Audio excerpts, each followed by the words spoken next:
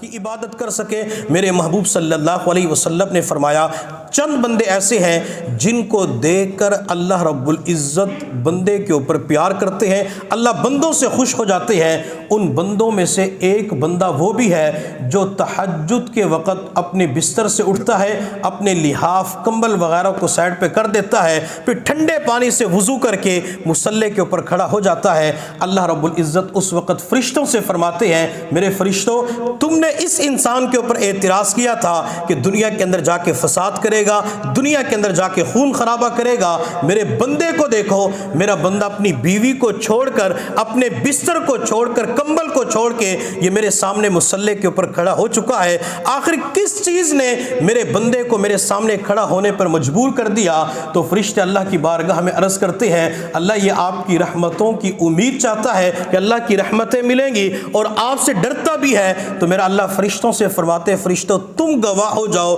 میرے بندے کے دل کے اندر جتنی بھی امیدیں ہیں میں نے ان سب کو پورا فرما دیا اور بندے کو خوف سے امن عطا فرما دیا۔ اللہ اس بندے سے خوش ہوتے ہیں جو رات کے آخری پہر مصلی کے اوپر کھڑا ہو جاتا ہے۔ اور اس موسم کے اندر، سردیوں کے اندر بعض مرتبہ وضو کرنا مشکل ہوتا ہے،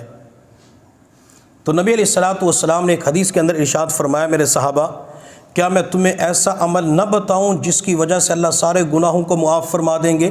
حضرات صحابہ کرام نے عرض کہ اللہ کے نبی ضرور بتائیں۔ تو میرے محبوب صلی اللہ علیہ وسلم نے ارشاد فرمایا سردیوں کے موسم میں کامل اور مکمل وضو کرنا اللہ اس سے پچھلے گناہوں کو معاف فرما دیتے ہیں۔ چونکہ بعض مرتبہ سردیوں کے اندر پاؤں کی جگہ یا ایڑی کی جگہ خشک رہ جاتی ہے، جلدی وضو کرنے کے اندر کوہنیاں خشک رہ جاتی ہیں۔ جب انسان کے جسم کا کوئی حصہ وضو کے اندر جن کو دھونا فرض تھا اگر خشک رہ جائے تو بندے کا وضو مکمل نہیں ہوتا، جب وضو مکمل نہیں ہوگا تو نماز بھی نہیں ہوگی۔ تو میرے محبوب صلی اللہ علیہ وسلم نے بتلا دیا کہ سردیوں کے موسم میں اگر وضو کرو گے تو اللہ سارے گناہوں کو معاف فرما دیں گے۔ اور ایک حدیث کے اندر آپ علیہ الصلوۃ والسلام نے ارشاد فرمایا جو سردیوں کے موسم کے اندر کامل وضو کرے گا، مکمل وضو کرے گا، اللہ تعالیٰ اسے ڈبل اجر عطا فرما دیں گے۔ عام دنوں کے اندر ایک اجر ملتا ہے اور سردیوں کے موسم کے اندر اللہ تعالیٰ بندے کو دوہرا اجر عطا فرما دیتے ہیں۔ سردیوں کے موسم کے اندر غسل کرنا جب بندے کے اوپر فرض ہو جاتا ہے تو فجر کی نماز سے پہلے کرنا مشکل ہو جاتا ہے، جوانی کے اندر احتلام ہو جاتا ہے یا خاوند اپنی بیوی سے ملاقات کرتے تو غسل فرض ہو گیا۔ یہ بعض مرتبہ گھروں کے اندر گرم پانی کا انتظام نہیں ہوتا تو ٹھنڈے پانی سے وضو کرنا،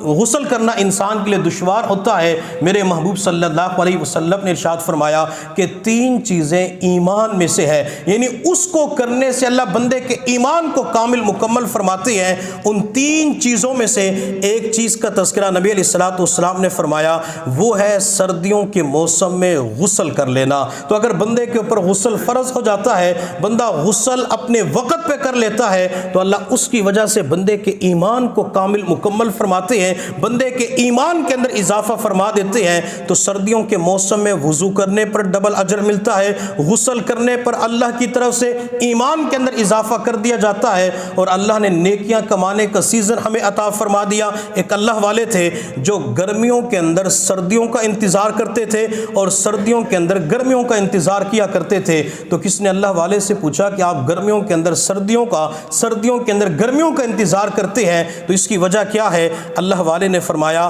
کہ گرمیوں کے موسم کے اندر دن لمبا ہوتا ہے، روزہ رکھنا اللہ کی خاطر آسان ہو جاتا ہے، پھر اللہ کے لیے لمبا روزہ رکھتے ہیں، اللہ پھر بندے کی بھوک اور پیاس کو دیکھتے ہوئے بندے سے محبت کرنا شروع کر دیتے ہیں۔ اور سردیوں کے موسم میں دن چھوٹا ہو جاتا ہے، رات لمبی ہو جاتی ہے، یہ رات مصلی کے اوپر گزارنا آسان ہو جاتا ہے۔ میں گرمیوں کے اندر سردیوں کی لمبی راتوں کا انتظار کرتا ہوں اور سردیوں کے اندر گرمیوں کے لمبے دن کا انتظار کرتا ہوں تاکہ میں اس وقت روزہ رکھ سکوں۔ حضرت منصور بن حلاد رحمۃ اللہ علیہ جب ان کو پھانسی دینے کا وقت قریب آیا تو وہ پھانسی کے پھندے کے قریب مسلسل مسکرا رہے تھے تو کسی نے کہا منصور جب یہاں کسی بندے کو لایا جاتا ہے تو اس کی ٹانگیں کانپ رہی ہوتی ہے، پورے بدن کے اوپر کپ کپی طاری ہو جاتی ہے، آپ تو مسلسل مسکرا رہے ہیں۔ تو منصور رحمۃ اللہ علیہ نے جواب دیا کہ جس پروردگار کی خاطر میں گرمیوں کے اندر لمبے روزے رکھا کرتا تھا، جس رب کی خاطر